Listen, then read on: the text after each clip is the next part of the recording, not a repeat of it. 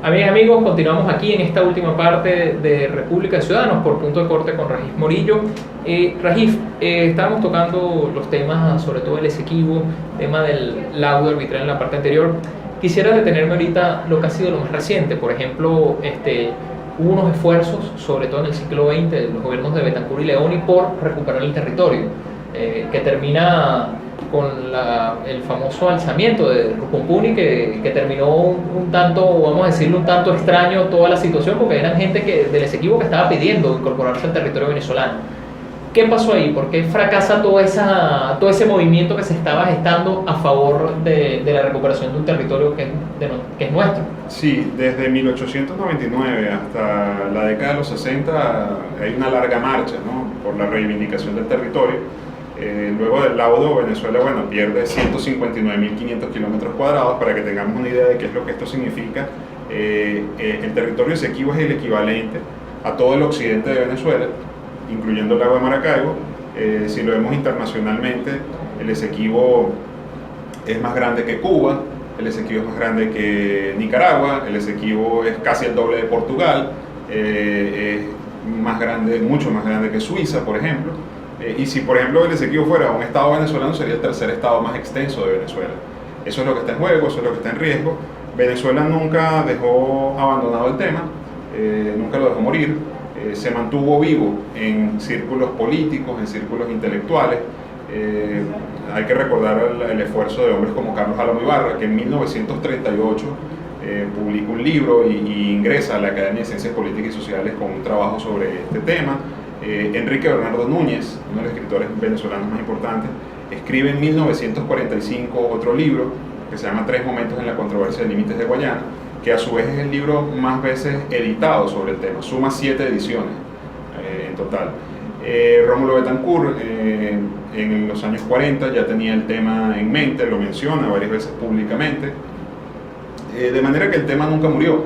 Hubo algunos esfuerzos, algunos intentos con Medina Angarita, pero es a partir de la publicación del memorando Mayet-Prevost en 1949.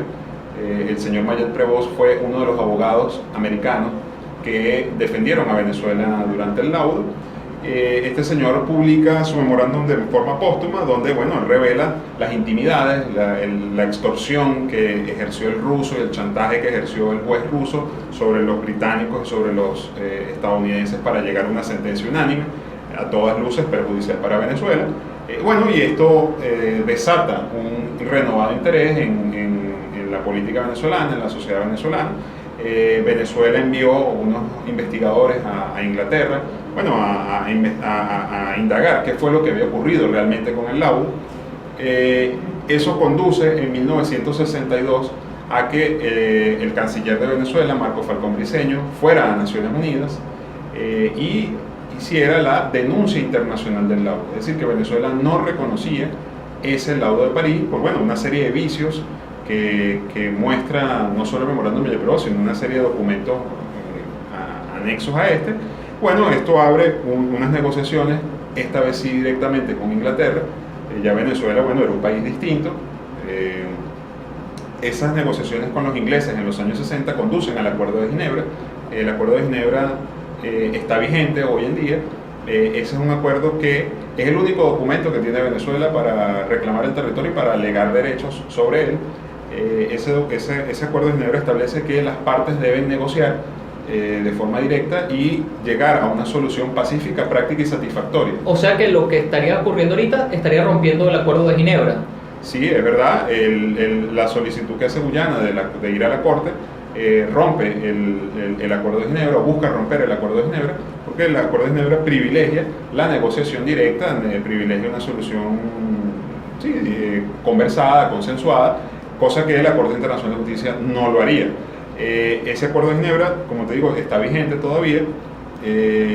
Para Guyana es su peor error, es el peor error que ellos han cometido, pero fue un error inducido por los propios ingleses cuando ve que la reclamación venezolana es muy intensa, es muy fuerte, y ellos, para lavarse las manos, le endosan el problema a Guyana y se retiran de la controversia.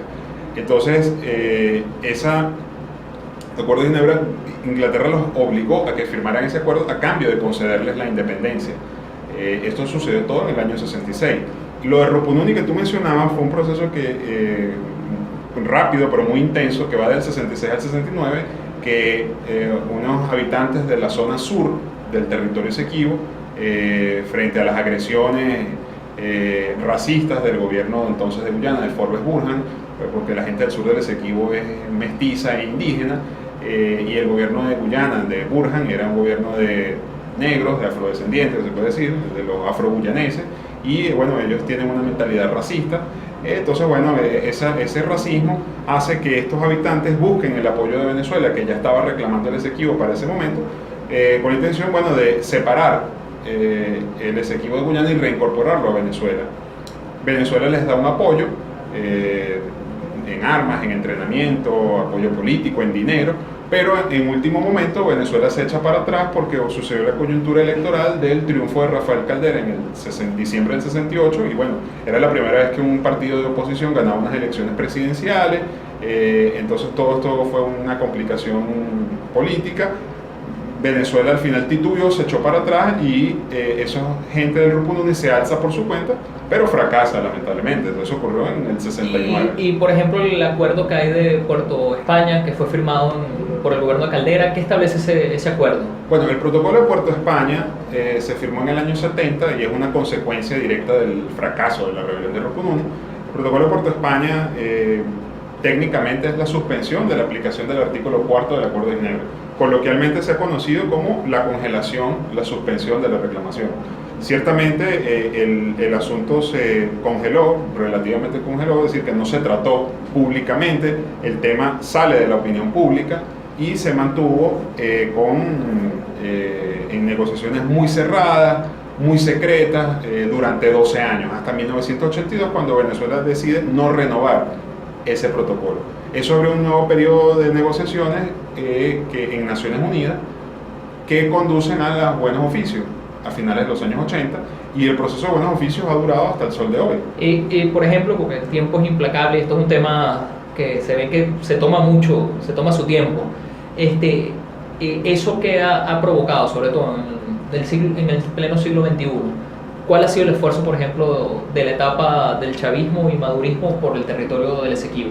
Bueno, hay que decir que el presidente Chávez, desde el año 99 hasta el 2004, se mantuvo en la postura de gobiernos anteriores de no reconocer concesiones petroleras, mineras, de todo tipo que da Guyana sobre la zona en reclamación. En 2004 cambia su posición y permite que Guyana dé concesiones de todo tipo, siempre y cuando fuera en beneficio de los habitantes, pero en estos años los habitantes no se han beneficiado. En 2013 se le acaba ese cheque en blanco por la captura del Tecnin Perdana en zonas de la costa atlántica, que es un barco de exploración petrolera, fue capturado y llevado a Margarita, eso fue una acción valiente de la Armada venezolana. A partir de entonces Guyana se da cuenta que la negociación directa con Venezuela no le conviene y busca llevarnos a la Corte Internacional de Justicia. Ojo, Guyana ha querido esto desde 1982, llevarnos a la Corte. ¿Por qué nos quiere llevar a la Corte? Porque las decisiones de la Corte Internacional de Justicia son definitivas, son inapelables y son de obligatorio cumplimiento. Ahora bien, hay que estar claros en algo. No hay nada que jurídicamente, legalmente, obligue a Venezuela a ir a la Corte Internacional de Justicia, a acudir a la Corte. No nos pueden obligar legalmente, pero cuando vemos factores económicos, factores militares, factores geopolíticos que son intervinientes en este asunto, la cosa cambia. De manera que sí hay posibilidades reales de que Venezuela termine en la Corte Internacional de Justicia. ¿Y cuál es la posición, sobre todo a nivel de la Asamblea Nacional, el gobierno? Nos decías que antes de que hiciéramos el programa, de que hay como un consenso, un gran acuerdo en defensa del territorio. ¿Podría lograrse eso como una oportunidad de defensa del territorio para lograr solventar esta situación? Bueno, yo estoy de acuerdo con tanto el comunicado de la Cancillería de Venezuela esta semana como de la Asamblea Nacional también esta semana. Son muy coincidentes en muchas cosas sobre la defensa del Esequibo, los derechos inalienables e indiscutibles que tiene Venezuela sobre esa zona. Es una oportunidad para la verdadera unidad nacional, para la verdadera integración nacional. Es por lo que he luchado durante 10 años. y mi aspiración es que el territorio Esequibo sea lo que es Malvinas para los argentinos, un sentimiento nacional. Y para terminar, última pregunta. ¿Hay habitantes dentro del Esequibo que se identifican venezolanos? Sí, sí los hay. Son aproximadamente 200.000 habitantes los que tiene esa zona. Ok, muchísimas gracias, Rajif. Disculpa que ha sido corto el tiempo. Bueno. Esperamos, bueno, están abiertas aquí las puertas de Punto de Corte para todo lo del tema del Esequibo. Y bueno, esperamos que esto nos ayude no solo a una unidad nacional, sino a lograr recuperar parte de nuestro territorio histórico. Amigas, amigos, ha sido todo por hoy aquí en nuestro programa República de Ciudadanos. La semana que viene continuaremos aquí llevándoles diferentes temas, diferentes personajes que nos ayudan a entender nuestra realidad nacional. Será hasta la semana que viene.